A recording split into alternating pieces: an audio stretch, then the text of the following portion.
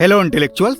आज की book summary है I will teach you to be rich book की, जो रमित सेट्टी ने लिखी है। रमित एक यूके बेस्ड फाइनेंशियल एक्सपर्ट हैं। उन्होंने जब पहली बार स्कॉलरशिप के रूप में $2000 पाए तो उसको इन्वेस्ट कर दिया और 50% लॉस में चले गए। उसके बाद उन्होंने डिसाइड किया कि वह मनी के बारे में सीखेंगे ताकि बाकी का पैसा न खोएं। उन्होंने बहुत सी बुक पढ़ी, मैगजीन पढ़ी, टीवी शो देखा और उन्हें रियलाइज हुआ कि कुछ आसान स्टेप हैं जिसे लेना होगा, तभी आप अमीर बनेंगे। जैसे पहला है, getting started is more important than being the smartest person in the room. दूसरा है, it's okay to make mistakes. तीसरा है, action is more important than reading. और चौथा है, ordinary action get ordinary result. और पांचवा है, there is a difference between being sexy and being rich. तो अब आपकी बारी है। रमित के अनुसार अमीर बनना मुश्किल नहीं है, बस उसके लिए आपको अपने मनी माइंडसेट को बस दुरुस्त करना है। लेकिन आपको यदि जल्दी अमीर बनना है तो यह बुक आपकी कोई मदद नहीं कर सकती। इस समरी में मैं आपको कुछ इंपॉर्टेंट लेसन के बारे में बताऊंगा जो मैंने इस बुक से सीखा है। पहला है, use your credit card to help you make money, not company. आपको अपने आसपास दोनों प्रकार के सुझाव मिलेंगे कि क्रेडिट कार्ड बहुत बुरा होता है, तो कुछ लोग बोलेंगे कि बहुत अच्छा होता है। मैंने दोनों अनुभव किया है। रमित कहते हैं, stabilising good credit is first step in building an infrastructure for getting rich. लेकिन रियलिटी में क्रेडिट कार्ड हैंड ग्रेनेड की तरह है। उसे आप यदि केयरफुली नहीं यूज करेंगे तो आपके फाइनेंशियल लाइफ को खराब कर देगा। पहले तो यदि आपके पास क्रेडिट कार्ड है तो अच्छी बात है, अगर नहीं है तो आप एक अच्छा क्रेडिट कार्ड चूज करिए जिसमें आपको अच्छे ऑफर लगातार मिलते रहें। कभी कभी एनुअल चार्ज से बचने के चक्कर में अपना ही लॉस कर देते हैं और ऐसे कार्ड को चूज कर लेते हैं जिसमें हमें ऑफर ही नहीं मिलते। यदि आप ऑनलाइन शॉपिंग करते हैं तो उस पर देख सकते हैं कि कौन से क्रेडिट कार्ड हैं जिन पर हमेशा ऑफर मिलता रहता है। अब आपके पास क्रेडिट कार्ड है तो दो चीजों को जानना भी जरूरी है, क्रेडिट स्कोर और क्रेडिट रिपोर्ट। क्रेडिट स्कोर एक 3 डिजिट नंबर होता है जो 300 से 900 के बीच होता है, जबकि क्रेडिट रिपोर्ट में आपके लोन्स का डिटेल्स होता है। आपने कितना लोन लिए हैं, कितने जमा कर दिए हैं और कितने बाकी हैं। आज के समय में अगर आपको लोन चाहिए तो क्रेडिट स्कोर या सिबिल स्कोर अच्छा होगा, तभी आपको मिलेगा। इसे हम एक एग्जाम्पल से समझते हैं। रमित और सुमित बैंक में लोन के लिए अप्लाई करते हैं। रमित का सिबिल स्कोर 750 है, जिसकी वजह से उसे 1 लाख का पर्सनल लोन 10% पर ही मिल जाता है। जबकि सुमित का क्रेडिट स्कोर 450 है, जिसकी वजह से उसे पहले तो बैंक लोन देने से मना कर देता है, लेकिन बहुत कोशिश के बाद बैंक उसे 1 लाख का लोन 15% पर देता है।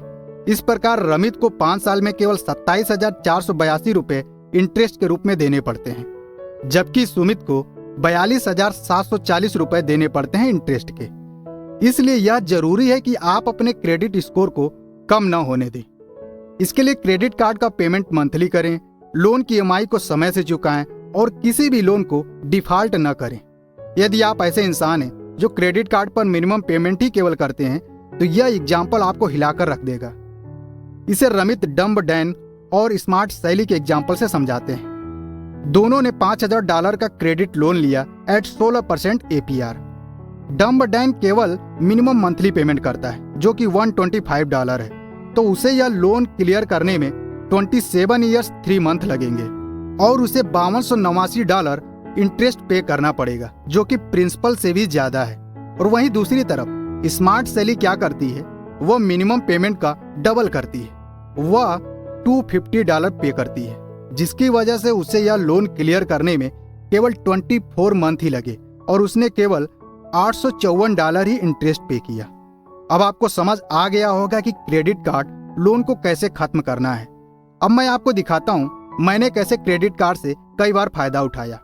चलिए मैं आपको ले चलता हूँ अपने मोबाइल स्क्रीन पर, जिसे मैंने 17 जनवरी 2019 को फ्लिपकार्ट से 52 सेल में ऑर्डर किया था। ये देख सकते हैं सेलिंग प्राइस 10,999 है, जिसमें हमें 1,000 का प्रीपेड ट्रांजैक्शन पर छूट मिला।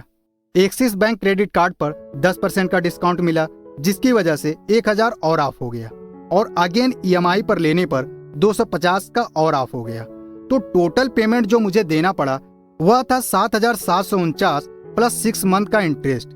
मेरी मंथली EMI बनी थी 1,346, मतलब टोटल जो मुझे पे करना पड़ा 8,076 और केवल ₹327 ही मुझे इंटरेस्ट के रूप में देने पड़े। और आज भी यह mobile Infinix heart 7 pro 6GB 64GB variant 10,000 से ऊपर की है। दूसरा देख सकते हैं कि एक BU का टीवी ऑर्डर किया था जिसमें मुझे SBI क्रेडिट कार्ड से 751 का ऑफ मिला। अगेन EMI का एक और टीवी ऑर्डर किया था जिसमें एक्सिस बैंक कार्ड से 1250 का ऑफ मिला। तो अब आपको क्लियर हो गया होगा कि क्रेडिट कार्ड फायदेमंद है यदि आप उसे केयरफुली यूज करते हैं। और एक बोनस टिप्स, कभी भी आप अपना क्रेडिट कार्ड लिमिट अपनी मंथली इनकम का 70% ही रखिए ताकि आपको कभी भी पे करने में दिक्कत ही ना आए। दूसरा जो लेसन मैंने सीखा वह था कॉन्शियस स्पेंडिंग प्लान। जिस चीज को आप लाइक करते हैं उसे खरीद कर भी आप महीने के सैकड़ों बचा सकते हैं। आपको चारों तरफ एक ही एडवाइस मिलती है कि अपनी एक्सपेंस का बजट बनाइए, लेकिन आपको क्या लगता है हम में से कितनी लोग अपनी स्पेंडिंग को ट्रैक करते हैं? कोई भी नहीं। और यदि किसी ने स्टार्ट भी कर दिए तो 2 से 3 दिन से ज्यादा नहीं कर पाएगा। लेकिन रमित ने इसको बहुत ही सिंपल कर दिया जो मुझे पर्सनली बहुत पसंद आया। वे कहते हैं बजटिंग को भूल जाइए और कॉन्शियस स्पेंडिंग प्लान पर फोकस कीजिए। इसके लिए अपने मंथली अर्निंग को 4 बकेट में डिवाइड कर दीजिए। पहला है फिक्स्ड कॉस्ट। इसमें आपके वो एक्सपेंसेज आएंगे जो एवरी मंथ आपको देने हैं, जैसे रेंट, बिल, फूड, ट्रेवल आदि। इसके लिए आप 50 to 60% मनी निकाल दीजिए। दूसरा है इन्वेस्टमेंट। इसके लिए आप 10% निकाल दीजिए। और तीसरा है सेविंग्स। इसके लिए भी आप 10% निकाल दीजिए। और चौथा है गिल्ट फ्री स्पेंडिंग। अब आपके पास 20 से 30% जो मनी है उसे आप वहां खर्च कर सकते हैं जो आपको करना पसंद है, जैसे मूवी, वैकेशन, पार्टी, क्लोथ्स आदि। इस प्रकार आप कभी भी फाइनेंशियल प्रॉब्लम में नहीं रहेंगे। The difference between cheap and frugal. अगर आप किसी चीज को नहीं लेते इसका बिल्कुल मतलब नहीं है कि आप चीप हैं। 2 फ्रेंड्स रेस्टोरेंट जाते हैं, एक खाने के साथ कोक लेता है जबकि दूसरा नहीं लेता, और वह अब उन बचे पैसों को वीक में मूवी पर खर्च करता है। पहली नजर में लग सकता है दूसरा व्यक्ति चीप है, पर वह नहीं है। ज्यादातर लोग फ्रूगलिटी को डिसमिस कर देते हैं क्योंकि इसे वह चीपनेस समझ लेते हैं। फ्रूगल होने का मतलब है कि पैसे को वहां खर्च करना जहां जरूरत है या जो आपको पसंद है। आजकल हम अपनी पूरी शॉपिंग इन्फ्लुएंस होकर करते हैं। आप मॉल में किसी भी ग्रुप ऑफ फ्रेंड्स को ऑब्जर्व करिए, उनके आउटफिट्स लगभग सेम होंगे, स्टाइल और प्राइस दोनों में, जबकि उनके इनकम अलग अलग होंगे। और हमें यही समझना होगा कि स्पेंडिंग को इनकम के हिसाब से बढ़ाना है, ना कि फ्रेंड के हिसाब से। फ्रूगलिटी का मतलब बिल्कुल नहीं है कि अपनी स्पेंडिंग को कम करना, बल्कि यह सोचना है कि पैसे वहां खर्च करना है जो मेरे लिए इंपॉर्टेंट है। Don't just save, save for goal. कभी भी गोल बनाकर सेविंग करना ज्यादा आसान होता है। जैसे कि मुझे 5 साल बाद एक 50 लाख का घर खरीदना है, तो अब आपके पास फिक्स्ड गोल है जिससे आपको पता है मुझे कितना पर मंथ सेव करना होगा और आप आसानी से अपने गोल को अचीव कर लेंगे। लेकिन यह सुझाव उनके लिए काम करेगा जिनके पास इनकम है। लेकिन उनका क्या, जिनकी इनकम उतनी नहीं है कि वह कॉन्शियस स्पेंडिंग प्लान को एग्जीक्यूट कर सकें। उनके लिए रमित कहते हैं सबसे पहले उन्हें कुछ स्टेप लेने होंगे। पहला, आस्क फॉर रेज। दूसरा, get a higher paying job. And तीसरा, डू सम फ्रीलांस वर्क। तीसरा लेसन है don't follow financial expert blindly. Ramit कहते हैं अमीर होना आपके कंट्रोल में है, ना कि किसी एक्सपर्ट के। कोई भी सही गेस नहीं कर सकता कि लॉन्ग टर्म में कौन सा स्टॉक अच्छा परफॉर्म करेगा, और अगर कोई कहता है तो वह झूठ बोल रहा है। हो सकता है कि शॉर्ट टर्म में कुछ फंड मैनेजर अच्छा परफॉर्म कर लें, लेकिन लॉन्ग टर्म में वे भी मार्केट को बीट नहीं कर पाते। कुछ ही लोग हैं जिन्होंने आज तक मार्केट को बीट किया है।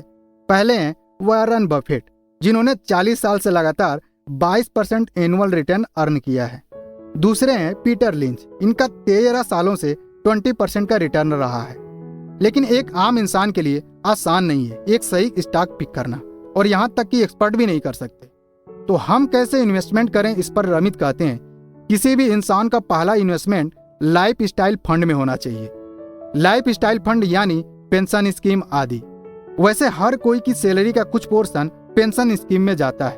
अगर नहीं जाता तो आप अपने एम्प्लॉयर से बोलकर इसे जरूर लें। दूसरा सेफेस्ट इन्वेस्टमेंट अपने देश के इंडेक्स फंड में कर सकते हैं, जैसे कि हमारे इंडिया का इंडेक्स फंड है निफ्टी 50 और सेंसेक्स है। यदि आप निफ्टी का पिछले 20 साल का रिटर्न देख लें तो लगभग 11% का है।